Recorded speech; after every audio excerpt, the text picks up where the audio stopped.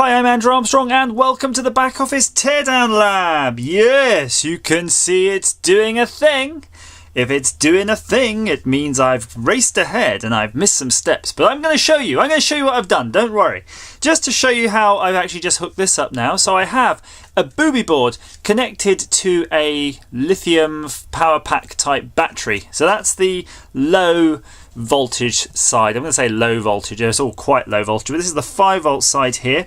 Got a bench power supply hooked up to 23 of those best volts, and that is going to the board here via these transistors, which are being operated by the booby board and giving you your RGB output. And let's zoom in on that just to sort of describe. It's blindingly bright. It is actually hurting my eyes to look at it. But I think that's correct because they're used to illuminate a whole room, right? They're like used instead of light bulbs. So it's going to be pretty bright. But you can see now all of the elements we've got are here to actually just control this in any which way we want. And the only thing we actually haven't done is fit a button to this. That might be something we do in the future, so we can actually program this up with modes. And you've basically then just created the circuit board that goes in these lights. But the only difference is now it's totally under your control. So you can even have it sort of not only just operated from whatever's going on in the booby board or by a button, but you can also, of course, have the USB connected to your PC and have your PC control what's happening here. So this would be a great little case mod, wouldn't it? You could have this in there. I know you can buy these things, guys, but it's different you making one. You know exactly how it works. You can have it do all your illumination systems. Custom stuff via USB. That's the trick.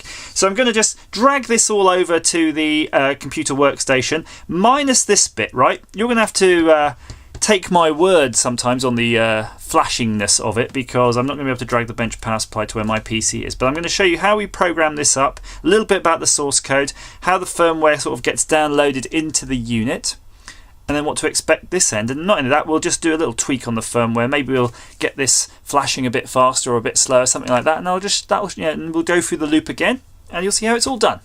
Let's go over to the PC right now. So we have here PCW. It's basically a compiler software that I got with another programmer. It's not the Microchips one. Microchip have their own thing called MP Lab. I just happen to have source code I've written for the booby board in this compiler. I do like it. It's not very great if you wanted to write big programs, because it's very hard to optimize. It doesn't have a good optimizer, or as good an optimizer as Microchip's full-end versions, and you can get a demo of those, an evaluation. But it's pretty good, and it's got lots of libraries, and it's very simple to use. So that's why I'm showing it to you in here, because it's actually far simpler to set up and then show you what's going on. So it's C. You might have heard of the programming language C. It's a little bit trickier than some, but it's not awful. Once you learn it, it's a couple of steps up from assembler, and that's about it. But it's really powerful. Much better to learn to program these devices with this than in assembler. Now you might be saying, what about Java or Lua, some of these modern languages? Yeah, these devices don't run those. They're too underpowered for it, and even the devices that do use a lot of their effective energy, effective processing power to interpret those languages. So if you want to write fast, deterministic code in the same way as most of these manufacturers of these devices do, you need to learn this, because this is the way that you can make the devices cheap enough, fast enough, and reliable enough. So consumer electronics, automotive electronics, those sorts of things. So, just conversely, that's why you're not using Raspberry Pis to control lights. Not only are they expensive to do that, you don't want to wait 30 seconds for your light to boot up. So yeah, that's why you use these things. So have a look here at the source code, and I'm going to just go through the steps of it, but I don't expect you to really fully understand all of these things.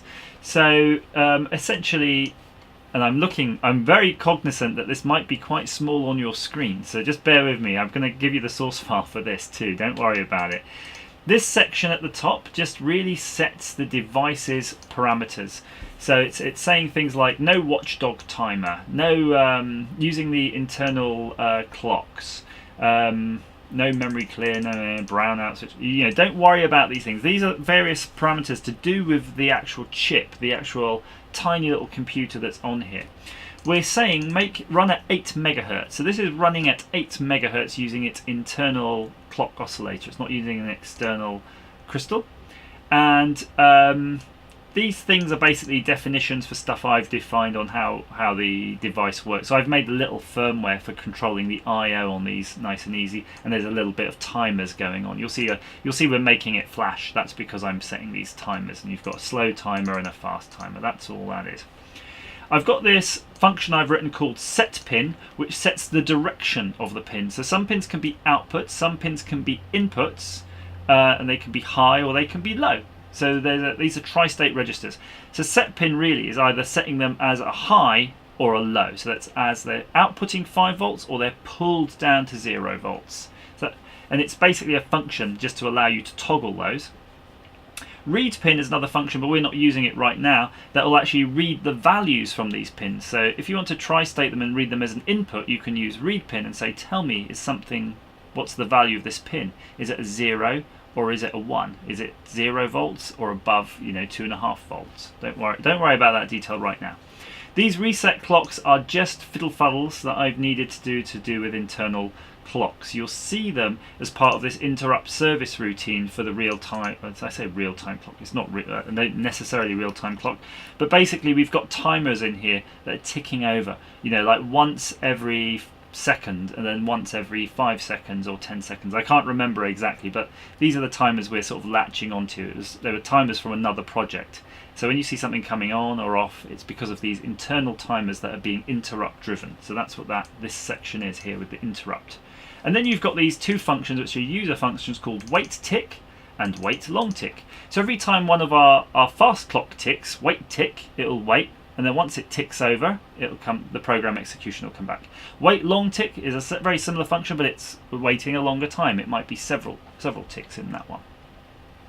We have a function here called all off immediate, and that just turns all of the outputs to 0 volts. So you can see once that's called, it just sets through pins 1 to 11, and those 1s to 11 don't quite marry up to the pin numbering on the actual booby board. So pins 1 to 11 start at pin 4, so it's the RA5, RA4, so on. You'll see there's 11 pins in the middle of a booby board that are actually the I/O pins. That's what this program refers to. I could actually change those constants, but I'm not going to. And then you've got a function that says red on, red off, and red on. That turns the red RGB, remember it's RGB, red, green, blue. It turns the red output to off, so the LED off, or the red LED on, or the green LED off, or the green LED on, or the blue LED off, or the blue LED on. And you can see really it's just calling that set pin function with the pin ID of the appropriate pin here, of those 3 outputs we have used. And this is the main function. This is actually what gets executed when the program runs, when the booby board actually loads up. So you've got here a status LED, a status value, but we're not using that in this project, so don't worry about that. You've got this section here that sets up all of the real-time clocks and counters and gets everything running, and there's internal dividers here. So you're using, this counter's running on the internal real-time clock frequency, and it's saying divided. There's a 64-bit divider, divided by 64, and then we're going to do. Remember, it's running at 8 megahertz. So to get something that looks sensible in the human world, you have to slow this down. You have to have a lot of timers going on.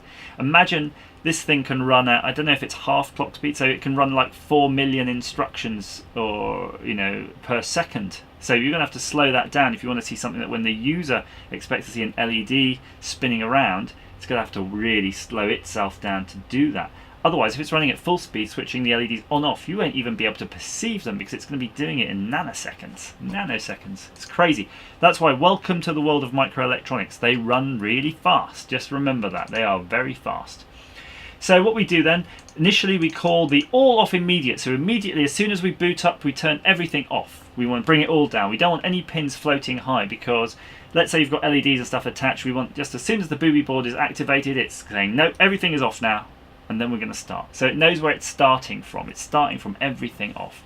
And then while the program is true, while this function is true, it's basically looping around this forever and ever and ever because it's always going to be true in here. It's saying, turn the red LED on, then wait for a tick, then turn the red LED off, and then immediately turn the green LED on, and then wait a tick. So these two happen so quickly that it's virtually the red going off and the green LED on at the same time. as near as hell as you can. You could have to measure it with the multimeter, the oscilloscope, if you want to even try to see that. So it's basically going red, green, and blue. It's switching between red, green, blue, and it's doing that with a delay in between each time. And then you can see that happening. I've already showed you. I'll just cut to that now.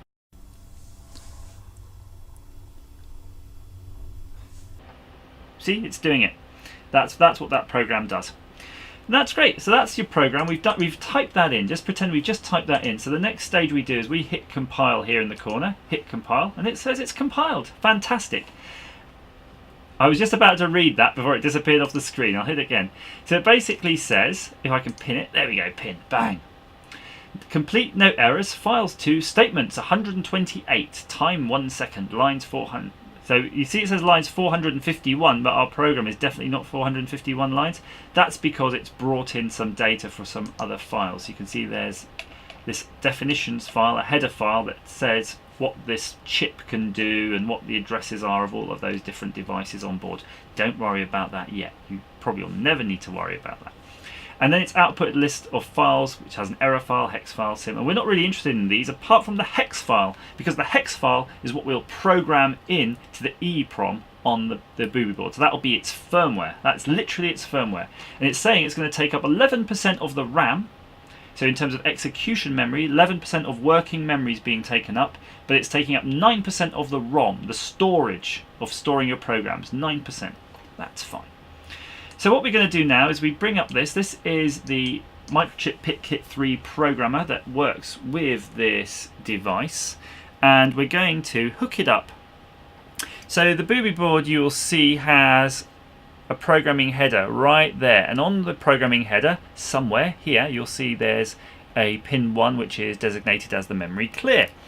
On this lead, which is a totally different pinout, not quite but almost totally different pinout from PIC-Kit 3's header, unfortunately they weren't designed at the same time, is a wire that I've made, and that's got a couple of pins flipped around, but I have marked one black. There's a sort of black line down one. It's almost imperceivable to camera, but that's the line that I'm going to hold on the memory clear. So I'm literally going to hold that with my fingers, and I'm just going to show this up to the camera here. You can see that I'm holding it in place. It's just literally I've popped in the pins into the pin header, and I am holding them rather tediously, you can see there, in place. So that means I'm making an electrical circuit without actually soldering it on. And if you actually solder a proper pin header, you can just push it in and not worry about that. But the reason I do it by holding in, because sometimes I process 10 of these boards at once, 100 boards. I might be programming many. I don't want to solder a pin header on each time. Right. So this is the Microchip PIC-Kit 3 programmer. So we're going to go File, Import Hex, booby board RGB firmware.hex. That's where it was saved, and you can see down below here this has all changed. It's all changed. Just the first thing to do here, you got this device family. You want to make sure your PIC is chosen, and I have already. So it says here PIC 16F688, which is a booby board, and then there's some various user ID checksums, all sorts of things you can do with here. Look, EEPROM data. Remember, you can actually store data on these for logging and then read that back later, but I'm not going to do any of that. We're just going to hit write, and that's going to hopefully program the device. And there you go, you can see it. Bang! Programming successful. And if you want to, you can hit verify, and it's even going to read the chip to see if it matches the hex on the screen, and it does, and that's it. That's your booby board programmed. So all we need to do is just hook it up to the bench power supply, and it's going to run that program. It's that simple. Cool. So we're going to just make one more change now to the program just to show that that process works. So I like the idea perhaps of the red and the green coming on at the same time. What colour will that make? Purple-ish? So what I'm going to do now is change the code. So I'm going to remove, I'm going to have the red and the green come on at the same time. So I'm going to move that around to say, look, red comes on and then the green comes on and then it waits. And then the red goes off and the green goes off whilst the blue comes on, and so on and so forth. So we should now see red and green come on and then blue, red and green come on and then blue. And that's our program. So we'll hit compile. It's compiled. We'll load up the PIC-Kit 3. I'm holding the device now in my hand. We're going to use the PIC-Kit 3 programmer again. Just do a, I'm going to do You see here it's actually saved the previous one. I'm going to click that there as a hex file not loaded. Device error. Oh, that's because sometimes if you're not holding it correctly, you'll get a device error. It's fine. You can just hit read. It'll check again. It says, yep, okay, your pic's there. No problem. And then also hit that again. Bang. Hex file successfully imported. Right. And that's it. And we're going to go try this on the bench. So let's see if our new bit of programming was successful. So I'm going to first just hook up the bench power supply, and you'd want to sequence this so it can all go on at the same time if you're really doing it as a proper application, to avoid this. And I'll show you what this is. This is when we turn it on.